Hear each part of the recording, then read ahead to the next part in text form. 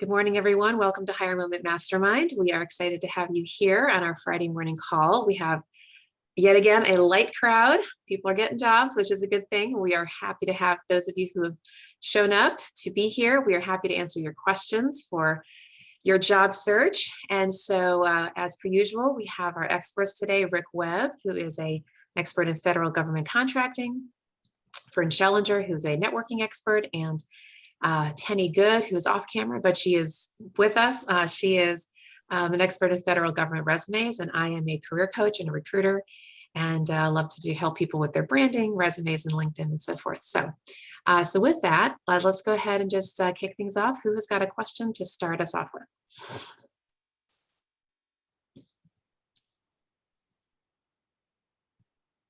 I don't have a question. Good morning, everybody. It's not a question, Sarah. It's kind of, I guess, a report. Can I do that now? Please go for it. Okay. That job that I talked about, that I went to the first interview and they were supposed to schedule a second one.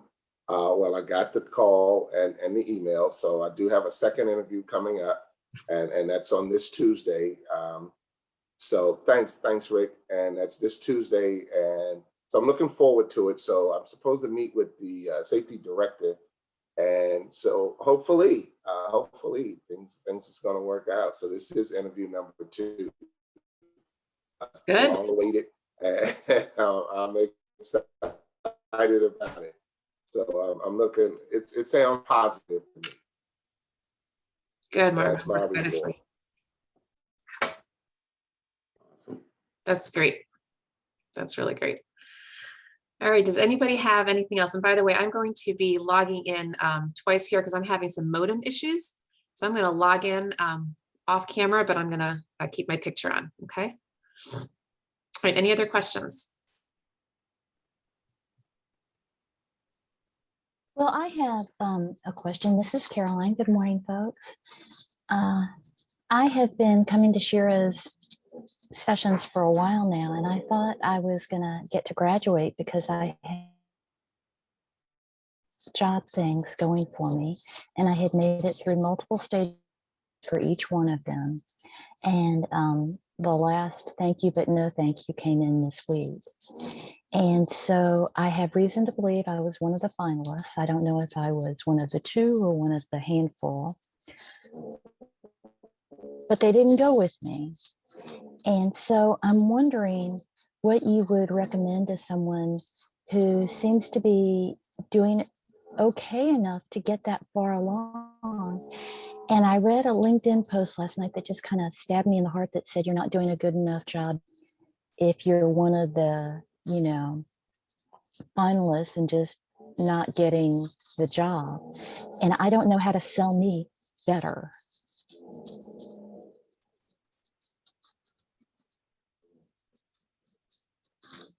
Okay, Sure, so Cheryl, now we can't hear you at all. Sorry, can you hear me now? Yes. Okay, so sometimes it is a matter of selling yourself. Sometimes it's not, because sometimes it really has to do with whatever business challenge or background or skill or qualification that the employer thinks that they're looking for that you may not happen to have, and that has nothing to do with you. That's just is what it be, right? So I don't know that in that particular situation what it is. Could it be? You're going out, Cheryl. Can you hear me now? Yes. A little bit better. Okay. It's certainly possible that you undersold yourself. I mean, I can't say, because I wasn't in the interview. But if it is, encourage you to have a mindset that is what I call confidently humble, right? Because we do emphasize, humility is a wonderful thing. Absolutely. God wants us to be humble, of course. But in an interview, who else is going to sell you but you? Okay. And so it's a matter of really feeling strong about your accomplishments and strong about how your background aligns with the role. And that, I think, Carolyn, is more probably just as important as anything. It's not a matter of just saying, hey, I'm great, so to speak. It's a matter of saying, here's how I can solve your urgent business challenges. Here's how my background directly relates to your challenges. Here's how I can add specific and unique value. That's what I think that's a big miss for a lot of people in interviewing, is that they come into the interview with all these really sort of standard accomplishment stories, but they're not really aligned to the role, right? They're great stories, you did a great job, but how's the employer to know that you can solve their problems in the way that they, right, are asking you to? Which means you have to really understand the job announcement. You got to read through it. You got it right. You got to do all of that stuff and make sure that your accomplishments are, and you only pull out the accomplishments that are directly related. Is that helpful? Yes, it is. Penny, Rick, or Vern? I think, I mean, this might be a case also where you can practice with someone that, you know, can coach you through that. I mean, maybe because none of us has seen your interview, right? Or how you approach it. So, I mean, it might be valuable to spend some time with Shira and go through a practice session to, you know, so they can point out to you. So maybe things you don't see, you can, you know, work on those. And like Shira said, it could have nothing to do with you. I mean, we have plenty of times we have great candidates. We may have two great candidates and we have to pick one. You know, there's a lot of people out there. So, I mean, try not to take it personally, but, you know, maybe practicing certain things would help, you know, help you at least be aware of how you come across and maybe how you can improve in a certain way. And I will say, not for nothing, but a lot of women have this challenge of underselling themselves. I just have to say that, you know, it's like a lot of women feel, oh, I don't want to, you know, I don't want to be too pushy. I don't want to be too whatever.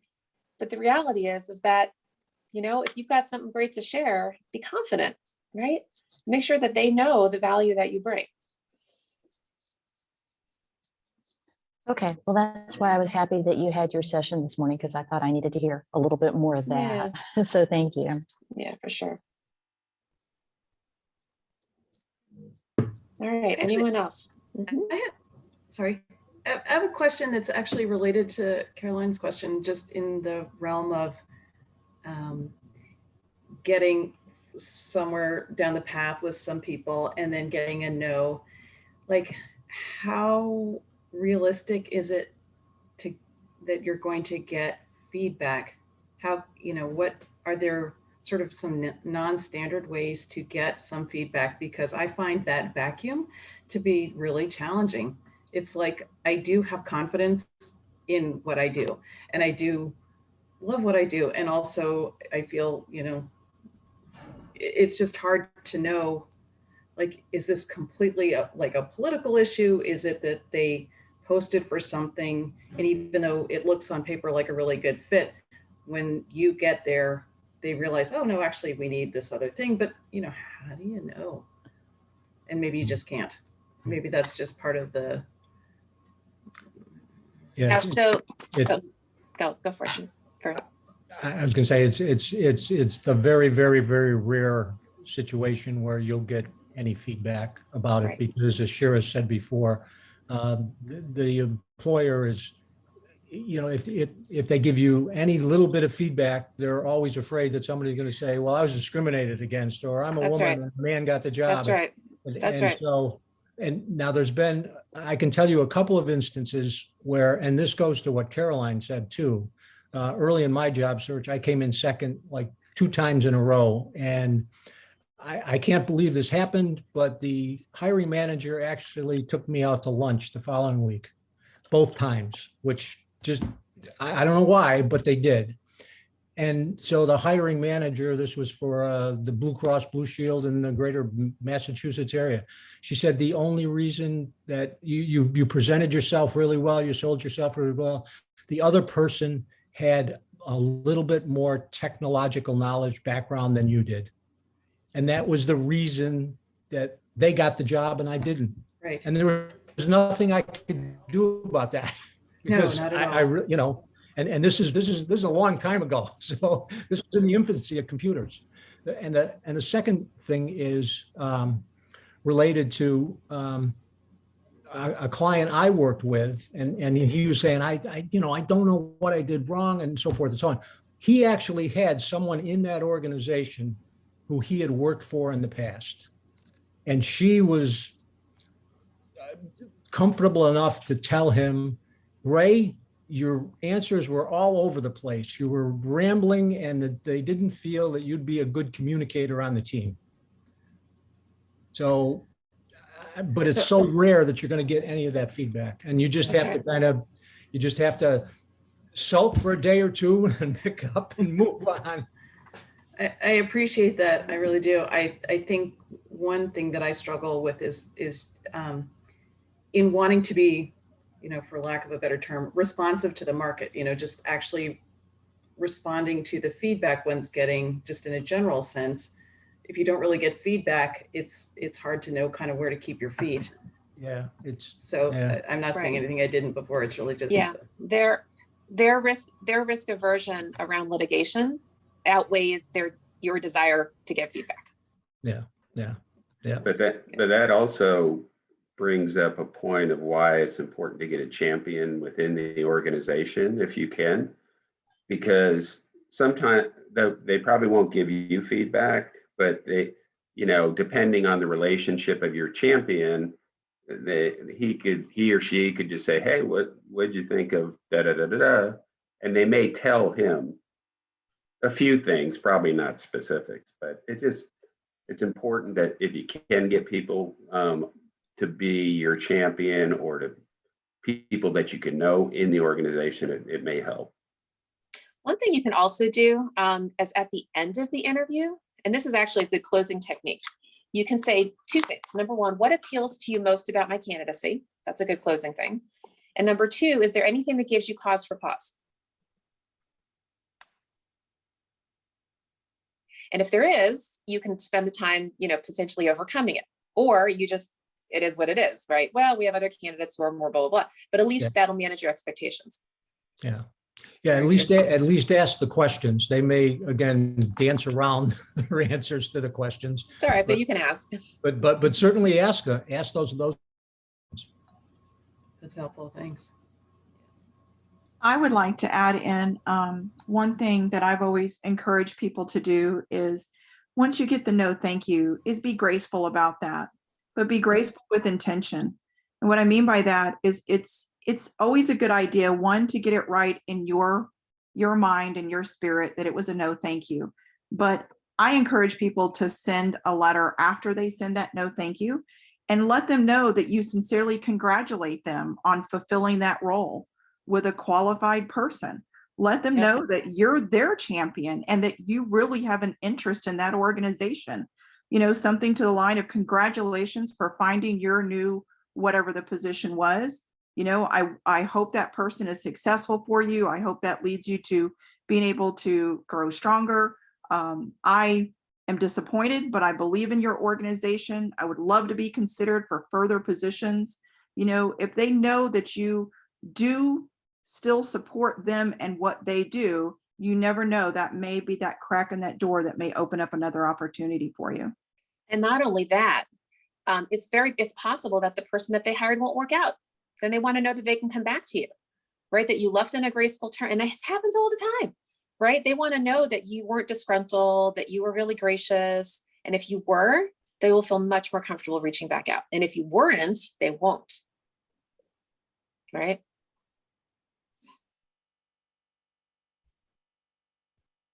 We're working on a project right now for FEMA that the first thing we do is go back to people that we've interviewed and say, oh, they were good. They weren't quite a fit for this, but they were a great person.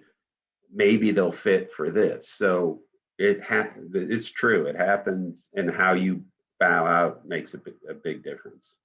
The impression you leave at the end.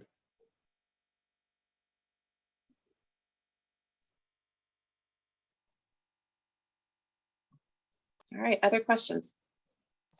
I've got a question. Good morning. Good morning. So I had an interview this week where I didn't actually have an HR screen at all. The first conversation I had, they scheduled it with a sideways peer on the team. It was a one-on-one with her. they didn't ask for this in the job description, but we get to the end and she says, oh, can you send me a writing sample?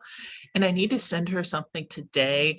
This is not a position that's like technical where, I'd be doing a lot of writing, publish it, or I was asked to submit it as part of the job announcements. But I would just love to hear your thoughts about writing samples, best tips, tricks, because I'm like, do I go back through my emails and see if I forwarded something for my last job I can send? Do I write something from scratch? Kind of trying to figure Well, first it of all, out. what kind of writing sample do they want? Did you ask? They said just send us something. No, it was more of just send us a writing sample, something you've done. I didn't think to ask at the time for details. Well, I would actually write them right away after this call and say, hey, I'd love to know more specifically. I've got different things I could share with you. What kind of writing sample do you want? Because they're looking for, so for example, interestingly, right now I'm doing executive search and they've asked for a writing sample, but they specifically want a technical writing sample because they want to see the person's regulatory affairs experience, right? They don't want anything else. That's because they're looking for that skill set. Right. So I would ask them right away, what type, because they're looking for a certain writing style. Like, is it just an email? Is it a press release? Is it, I don't know, what do they want? Right. And then whatever they say, yeah, look back over your stuff. And if you have anything you can send, great, redact it if you need to, just sanitize it. If you don't have anything, yeah, then just craft one on the spot.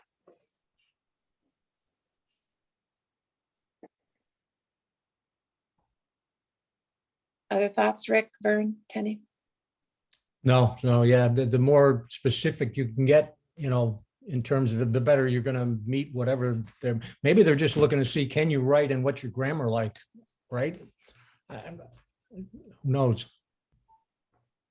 Yeah, you just need to get specifics, because obviously you want to send something that is going to relate to what they're looking for if possible.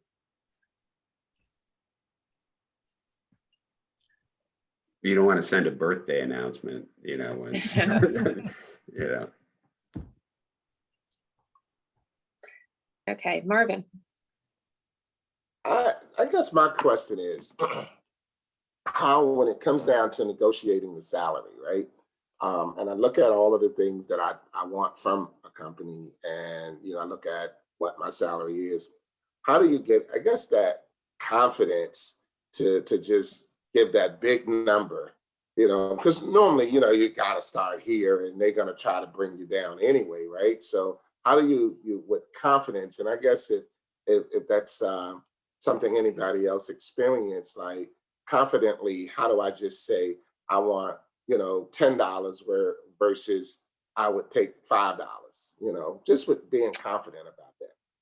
Well, a worker's worth his wage, right? That's what the Bible says. Okay. You're worth every penny. And I got to tell you, it's all relative. It's all relative because it's all about value. You need to know your value. I guess it goes back to what Carolyn was talking about, really being able to, whether it's selling yourself in the interview or selling yourself in compensation, you're worth your wage, and no, I'm not saying that if you should be making 125 that you ask for 250, right? You don't do that. But in terms of whatever is appropriate for, kind of your general range, go for the top. Just do it. Just do it. As a consultant, I've been coached by others, and then I in turn coach others in terms of fee schedules, because consultants charge a lot more than W-2 employees. You just do. Okay. It's higher risk for us. That's why we do that. And that's why we can do, but still. And so I remember once I over the years, I've done a lot of keynote presentations and they're paid, and I kept raising my rates, and I got to a place, I won't say the number. Okay. But let's say I got to place X. Okay. In my thinking, like I charge X for keynotes, and I was having lunch with a colleague, another fellow speaker, a colleague, and we were having this conversation, and she goes, Shira, why aren't you charging Y? And I said, and I had this story in my head. I said, because I don't have a book. What? Where did that come from? In my mind, to charge Y, I had to have a book. She like shook me by the shoulder. She's like, that's ridiculous. You're worth it. Value, blah, blah, blah. So as it turns out, that afternoon, a prospective client called me for a speaking gig. And she said, what's your rate? Now remember, my normal rate was here. And I swallowed really hard. And I go, why? She goes, oh, well, we can't do Y, but we can do X plus this. I was like, well, for you, okay. Right? And then Y became Z and Z became, and I eventually doubled from Y to here over time because I remembered what she said. It's about value. Okay. And there are people who charge extra, and Hillary Clinton charges what, $300,000 for a keynote. You know what I mean? Like, it's all relative. It's all relative. And so you should be doing that. And by the way, A, you should do it because you should do it. B, can I just make a societal statement here? Do it for the good of society. What do I mean by that? Wages have been flat and falling for the last 30 years. And part of the reason is that every time somebody leaves a job here, the employer pushes it back to here. They leave, they push it back, they push it back, they push it back, push it back, because they're really trying to get as low as possible. Okay. So your job is to keep pushing it, okay, for yourself and for everybody else. Because if you stay here, it's going to go to here. You know, it's just going to keep on going. So push as high as you can, realistically, right? Again, don't go crazy with it. But if there's a number that you feel is a happy dance number, start high. That's it. And then you're right. You can negotiate a lower if you need to. Marvin, the other thing that might bring you some confidence, and obviously, you know, and you've probably done this, do your research. I mean, look at the, the rates that you can find on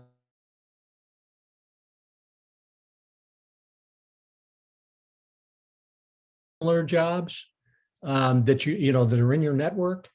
Find out what's the range that they see out there. And if they're saying the range is X, then you should feel pretty confident that when you ask for that, I know other people are getting this in this marketplace for these similar positions. Like the company has a salary range, and it went from X to Y, and I just wanted to know, do I go right to Y? Go to Y. Okay. What the funny part about that is, Marvin? If I were now I don't know what their policies are, right? If I were the recruiter recruiting for them, I would say to them, do not post that range, because I'm just saying, this is the flip side of it, right? Because the candidate's always going to expect the top. So you, on the flip side, you need to use that to your advantage. You go for the top end. And then if they walk you down a little bit, it's okay, but at least they posted it, it's in their budget to pay Y. So you need to say Y. Got it. Yeah.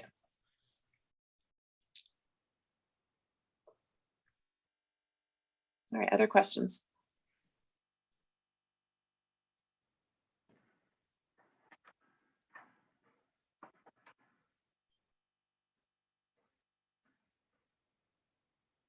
Oh, we can't be in. Oh, good, Karen. I've got another one. So this is in the realm of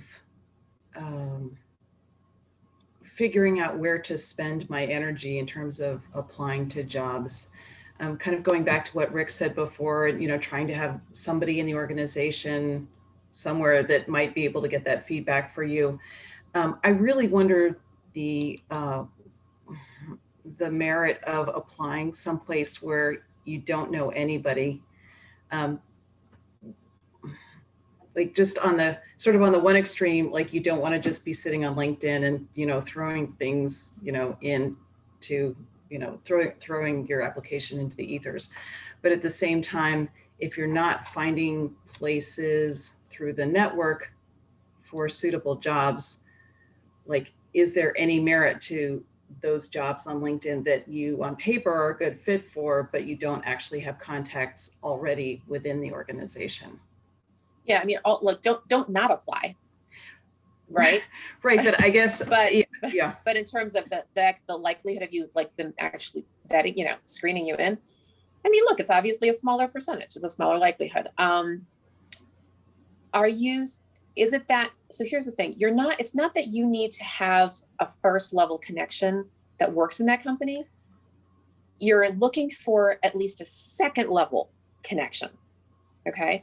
Because then your first level can refer you in. Are you suggesting that you don't even have a second level? Some places, no. Some places, yes, but some places, no. Sure. So look, I mean, it is what it is, right? The other thing you can do in this, it's interesting, a candidate did this with me this week to great, I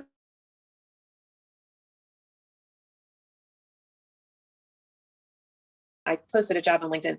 She didn't even apply on LinkedIn. She wrote me directly. And it worked. It worked. She caught my attention. And she's very thoughtful and really just, very, very directed, and customized cover letter, and everything was just spot on. So she went around the system, but that was fine in this case, because I was appreciative that she was very proactive. So you could apply, but you know what? Why not? Why not just go for it and just find the name of the recruiter if you can, or the HR person, and apply to them directly. Right. Yeah, that's proactive. Yeah, I have done that some. Yeah, it does. I mean, I would think that would show a level of initiative that most hiring managers would be like ecstatic for. Yeah, I think it's proactive. Yeah. Okay. I can give you an example of someone. There'll be a job posting and someone will go through the process of finding me on LinkedIn, going through a phone search like Seek Out or some other tool, and call me and say, hey, I saw that you were posting that. And at a minimum, I'll say, send me your resume and I'll take a look at it. Mm-hmm. So you get your resume looked at. I mean, they may or may not be a fit, but I usually, if they go to that trouble and somehow they find me and call me, I'll look at their resume if they send it to me, and I'll give them my email address. Yeah, it shows commitment. It shows initiative. It shows that you're interested. I mean, go the road less traveled. Okay, thanks. Mm-hmm. Marvin? No, I didn't have anything just yet. I was just kind of listening. Sorry. Not a problem. You can lower your hand. Okay, all right, great. Thanks. Sandra? Good morning. Yes, I just wanted to add on to the discussion that Caroline and Karen had put forth a few moments ago when you're interviewing with the company and you get to a couple of rounds and unfortunately you're not selected. And of course, sometimes it is hard. I can relate to that. You go through 3 rounds and you get that email. But yes, sometimes that role is just not for us. It's a cultural fit and it's something that God just decided was not for us, even though that's something that I wanted at the time. Also, what came to mind was earlier in my career, I was with an organization and I had applied for a role and really passionate and thought I could contribute to the team, interviewed, and unfortunately I was not selected for that role.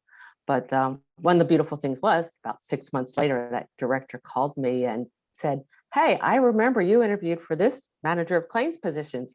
Unfortunately, as we know, that didn't work out, but I am hiring for this. Are you interested? So ended up interviewing and getting accepted and was still able to get a more responsible position with the organization because they remembered my experience and the interview with that company. So that does happen. Thank you. Yep, it does all the time. Sonia?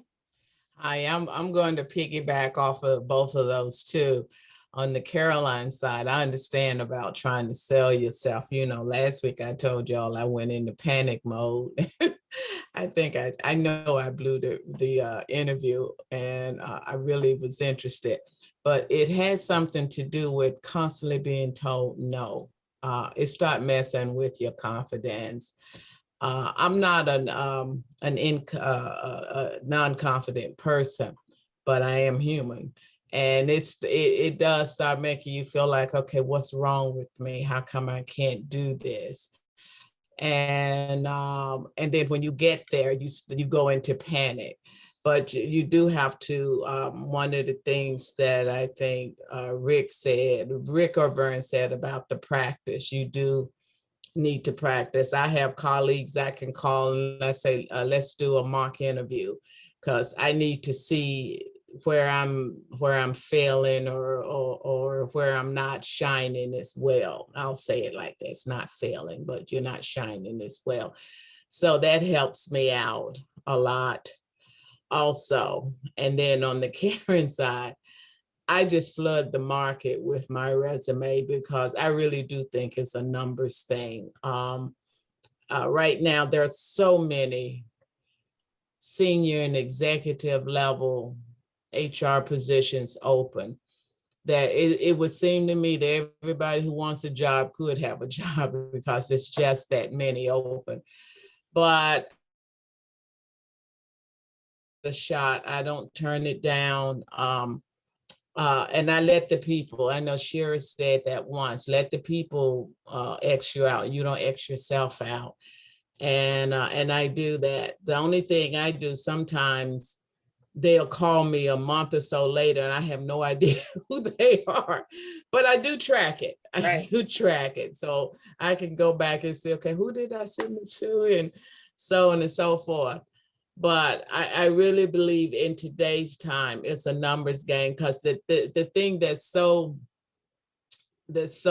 interesting to me is why we who are unemployed are diligently seeking employment. People who are currently employed want to change. And I always have felt they had an advantage over me because they're currently working. But then you get some people who want people who can come, who could start tomorrow. So it works out. So I would just say, just keep going. Don't give up. You know, don't lose courage and your confidence, and it'll happen. And as I say these words, I'm listening to them for myself too, because I've been in the market, you know, a decent amount of time, and I'm ready to land too. I feel like it's on the way, but we'll see. But I told you all last time, when it happens, I'm going to cry. I'll be so happy. I just want to give the words of encouragement, because we're all going through it, and it'll work out. Just let me add another thing to, coming in second. And back to Tenny's comment that if you do come in second, make sure that, you send a letter, stay in touch with them, because you never know what might happen. Just if you came in second, then you did a lot of things right. I mean, there were certainly qualities and traits and skills that impressed that organization enough to get you to, the final interview. I just recently talked to a client who is in the banking industry, and he's interviewing with a company.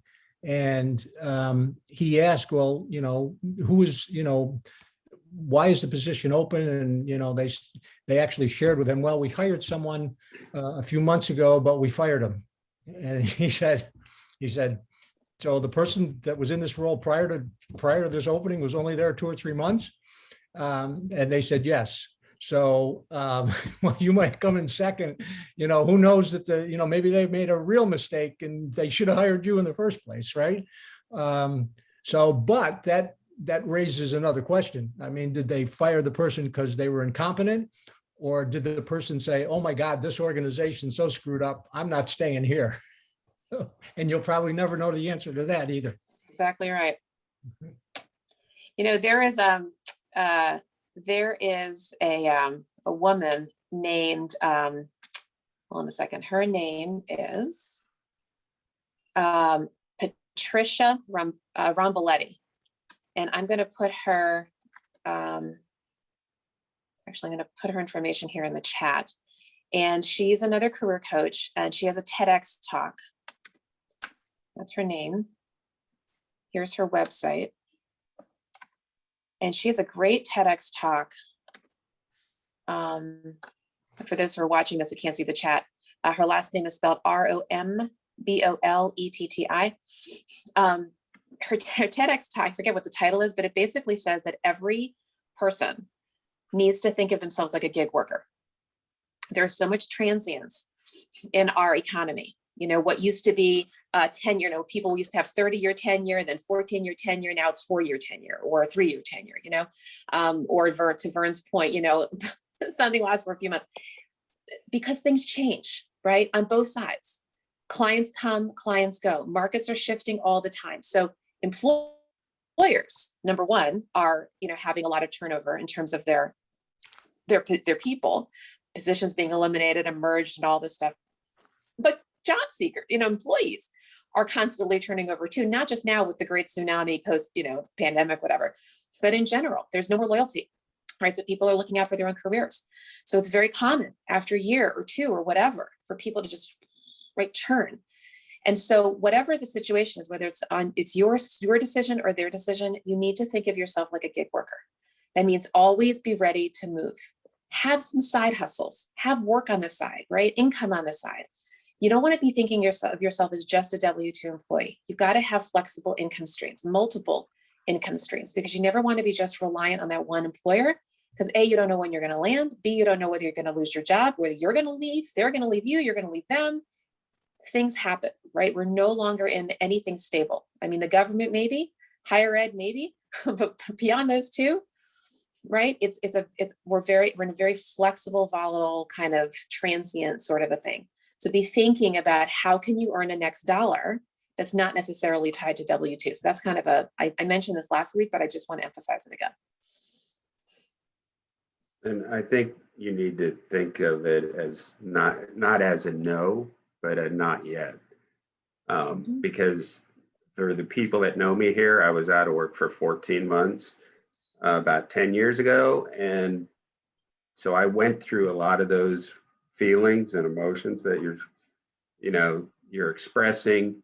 I know what it's like, but I truly believe with all my heart, there's a higher purpose in what you're going through right now. And the way I look at a job, I have a job right now, but I look at it like it could change any day. That's right. I don't know, God may have another purpose for me.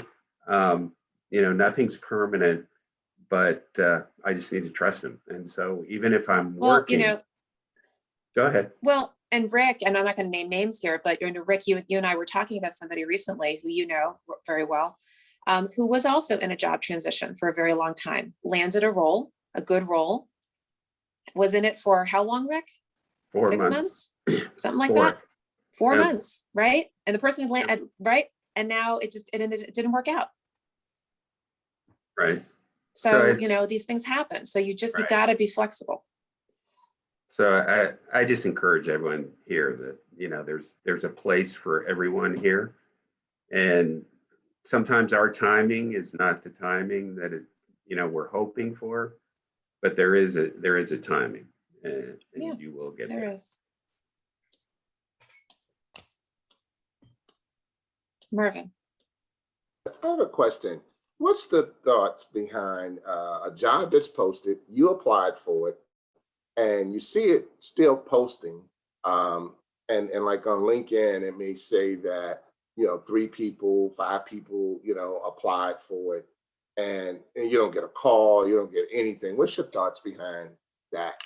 Yeah. So first of all, a couple of things. Number one, these days, and I'm not saying that this is right, it's just what is, don't expect a response. Can I just say that really? I just want to be very, very clear about this. When you apply on a job board, do not expect the employer to respond to you. They are often getting overwhelmed with responses. Okay. Number two, not every job board alerts the employer that there's candidates there. In fact, speaking of LinkedIn, I think I just mentioned that I posted something. LinkedIn did not let me know. I don't often post on LinkedIn. Okay. I normally search on LinkedIn, but I don't often post on LinkedIn. Unlike Indeed lets me know candidate here, people. LinkedIn has not let me know. I had to go proactively check to see that there were people that actually applied. Okay. And if I'm busy and if I got 50,000 other things to do, it might be out of sight, out of mind. So just so you know, the portal may not be very responsive to the recruiter, but even so, like I had to practice what I'm preaching. I had 50 responses for this particular opening. None of them were qualified. And actually that's not surprising, Marvin, just so you understand, we employ recruiters, we assume that I'm going to say 99%. Let's go with that high number. 99% of the applications that we get on these job boards are completely unqualified, because people are just hitting send, hitting. And we get so many of those that we're just like, we throw up our hands. And so we do a very quick screen and screen. And now because I try to practice what I preach, I went through and I did message. And it took me time to message every single person to say, no, you weren't qualified. Now they were happy that I did. They wrote me back, most of them, but it took time, and if I had 7 searches on my desk, and if I were pulling my hair out with hiring manager, I'm a solo. Okay. But if I were, can you imagine taking the time to message there in LinkedIn, there is no bulk response. I can't just, tell everybody, oh, bye-bye. Right. I actually had to take the time. So I'm just letting you know that there's another side to this, right? You just need to manage your expectations, pack your patience. If they're interested, they'll reach out. If they're not, they won't. Now, should you do the proactive thing? Yes. Like I was suggesting earlier, right? You could write to the person, separately. You get the internal champion, like to Rick's point, maybe make the phone call, do what you can to go around the system. But at least your application is formally in there so they can see it, but you can enhance your candidacy by doing those other things. Thanks. Mm-hmm.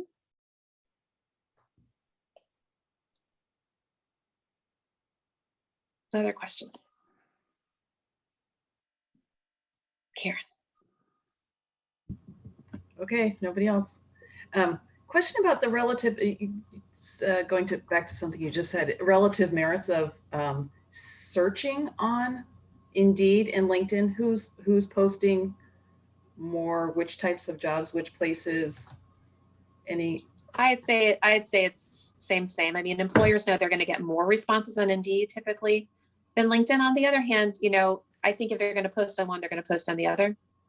It's pretty similar. And why did they get more responses on Indeed? Is it like less expensive for them? No, because not everybody's on LinkedIn. You have to have a LinkedIn profile to post on LinkedIn, and with LinkedIn too. LinkedIn's algorithm's a little different. So LinkedIn will push positions that they think are relevant to the job seeker. The candidates, yeah. The candidate, right? And Indeed, you've got to, I guess they will send it. It's just a little different. Like LinkedIn's a little more sophisticated in terms of the quality, I think, of people that are going to necessarily apply. I'm not saying they're on target as much, but the level of sophistication. Just the general level of experience or education, whatever is going to be. Right. Whereas Indeed, you're going to probably get sort of everybody. More like that. Subtle. It's very subtle. But again, I would not, we haven't talked about this in a long time, but I really would not recommend, spending all your time on those job boards, because their competition is ridiculous. And again, we get so many unqualified candidates. Your job is to network. It just is. You've got to go out there. You've got to be proactive. You need to show up before your resume. You need to have relationships. You need to, I need to do a whole training. I have trainings on this, but you need to, in fact, let me point you to my website, because I have a video. I have a bunch of videos, but I have one in particular. Let me just bring you all there. Okay.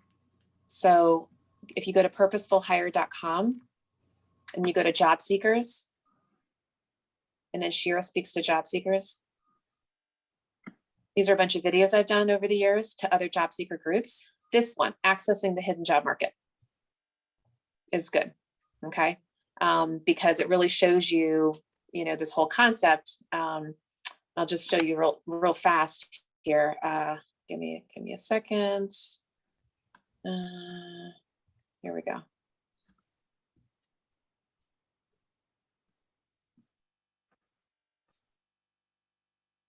All right, I'm gonna go through this like super fast, right? I'm not doing a full presentation here, I promise.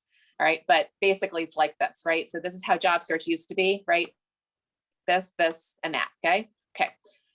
Now today it's this, and the applicant tracking system. All right, and so this is what the poor recruiter looks like, okay? And this is what you actually, what they do to go find you. Okay. They are 80% of jobs are hidden from the market. And so they're asking this question to their market, to their networking. All recruiters do this. Okay. We're constantly saying, who do you know that'd be good fit? So you need to show up before your resume. And I have a whole presentation here around leveraging your family network. How do you, like, it's like your family tray of people, you know, so it's people who know you, like you, and trust you. It's people who get what you do or what you want to do. Again, I'm flying through this, I'm sorry. Twins, siblings, first cousins, and second cousins. So people who know you by voice, people who know you by first name, past relationships. And again, the video will go into more detail about what all this is. And I go through all these different examples, you know, of like the people who relationally relationally trust you, how you should be networking with them. But then there's the people who get you by profession. Okay. So think relative to what you do, these are the people to network with. And I give examples of that, you know. Again, you'll listen to the presentation on this, and I give another example based on industries. Okay. And so I mention all this because it's important to think about, you know, who you want to network with. Really, really important to go beyond the job boards, really thinking about who are the people who are going to want to help you refer jobs, who are best capable of helping you, who are willing to help you, who will be your champions and your advocates, right? And I talk about different pitches and so forth and so on. So I'm not going to go into all that right now. Just want to take 32 seconds with that, but please watch that video, and you know, and it'll help you kind of open your mind a little bit around how to be more proactive in your search rather than just using the job boards. Great, thanks. And I'll follow up to what Shira said with a bold statement. If you develop a really broad, open, diverse network, you may never have to look for a job again. Right. You'll be tapped. People will, the last 3 jobs of my career, I was not looking for a job. Someone in my network called me. And again, it was all hidden jobs. As Shira just pointed out, these jobs, I didn't even know they existed. And I ended up getting all 3 of those jobs because someone in my network said, here's an opportunity that I know you well. I think this is a good opportunity for you if you're interested in it. And I said, sure. At that point, why not explore it? So I just can't say enough about, if you develop the quality relationships with as many people as possible, and you communicate your expertise, just like you do in an interview, so they know what you're good at, how well you do it. They can give specific examples to people of how you've led this project and you were so successful doing it. You create those advocates in your world that, you know, that can help you in any aspect of your life, but obviously untap that hidden job market. Sonia. Okay, first I want to say, I do have a question, but I want to tell John Brown that I love the fact that your best friend has joined in. And that is the cutest situation. Thank you. He feels a little bit left out sometimes, so he'll stand on the chair whenever I'm doing an interview or having a meeting or something. I normally can't get him to stop doing this, so it's just kind of a part of things now. It's a blessing. I love it. But I do have a question. You know, we live in the world of scam. And I am constantly getting announcements from people, I'll say, everywhere. And me personally, I'm kind of afraid to contact them, because they are reaching out to me for things that's not even my skill set. I'm like, how did you see that I should be a cybersecurity engineer? There's nothing on my resume that says that. So my question is, do you all find that some of these anonymous recruiters who are sending resumes out, are they real? Are they Memorex? Or, I mean, how do you respond to that? When in doubt, hit delete. Okay. That's it. Okay. Period. Yeah. That's it. You'll know if it's legit. You'll feel it. Yeah. You'll feel it. Don't waste your time. applying even for think about it. security Don't job. even think about it. Don't even give a second thought. Just Okay. delete. Yeah. Yeah. So look at their email address, and you can tell email addresses, say it's a company, but they are not using their company address and it's some Chinese, Mhm. out of country email address, a spam type thing. If you go and you open up the email addresses and it doesn't look right, I automatically delete. Okay. Can we get that post for the little clip you just showed, Sharon? I The know- post? Yeah, Oh, I mean, the video? yes, please. Okay, hold on a sec. Let me go back. Oops. Here we go. And Sonia, to your question, I was getting a lot of those emails too, but they were coming like under Gmail. So- I was like, not gonna do that. So go to purposefulhire.com, job seeker tab. Shira speaks to job seekers. And then down here, accessing the hidden job market. Thanks. Mhm. Okay, other questions before we wrap up?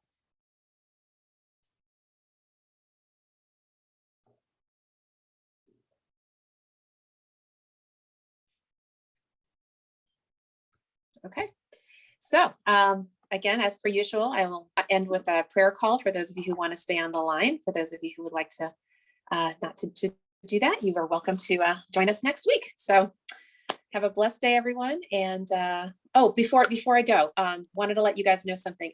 So if any of you, Deborah, you might be interested in this. I have a client who is, they have a temporary part-time admin role that could go permanent, but certainly it's part-time it's temporary for now, could go permanent. It's part-time, but could have full-time hours. So it's kind of a flexible situation. So if any of you are interested in hearing more about it, please write me, chat me, or write me, or sorry, send me an email. Here's my email address. And I will put you in touch with the employer. I'm not doing a search or anything. It's really just a friendly referral. Somebody asked me if I knew of anybody. And she specifically said, hey, for people who are, in transition or they're self-employed or something, people want a flexible kind of a situation. They are very open. So send me a note and I will send you the job description and the contact information. Okay. All right. So with that, blessings to everyone. Stay on for the prayer call if you like. Otherwise, we'll see you next week. Thank you. Next week. No, I'm not. Bye.